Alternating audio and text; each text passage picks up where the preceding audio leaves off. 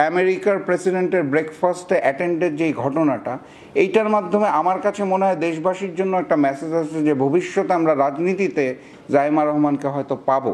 জনাবা জাইমা রহমান আমেরিকার প্রেসিডেন্টের যে ব্রেকফাস্ট অনুষ্ঠান হচ্ছে সেখানে অংশগ্রহণ করতে যাচ্ছে। এটাকে আমি পজিটিভলি দেখি, এখানে নেগেটিভলি দেখার কিছু নেই। Third world country like Bangladesh পরিবারতন্ত্রের রাজনীতিটা অনেক বেশি চলে।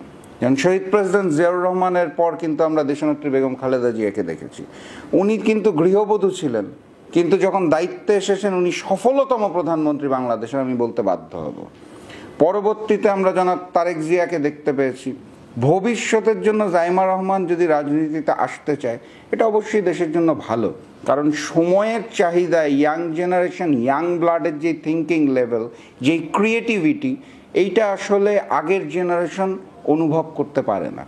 তো জাইমা রহমানের এই আমেরিকার প্রেসিডেন্টের ব্রেকফাস্টে অ্যাটেন্ডের যে ঘটনাটা, এইটার মাধ্যমে আমার কাছে মনে হয় দেশবাসীর জন্য একটা মেসেজ আছে যে ভবিষ্যতে আমরা রাজনীতিতে জাইমা রহমানকে হয়তো পাবো, এবং সেটা দেশের জন্য আমি মনে করি মঙ্গলজনক হবে। আমি ওনাকে শুভকামনা জানাই, এবং উনি যদি রাজনীতিতে আসতে চান, যেহেতু দেশনেত্রী বেগম খালেদা জিয়া এই মুহূর্তে অসুস্থ, জনাব তারেক রহমান দেশে আসতে পারছেন না নানাবিধ কারণে, জাইমা রহমান যদি অ্যাক্টিভ হয়, এটা বিএনপির জন্য, জাতীয়তাবাদের জন্য, গণতন্ত্রের জন্য নিঃসন্দেহে ভালো মেসেজ।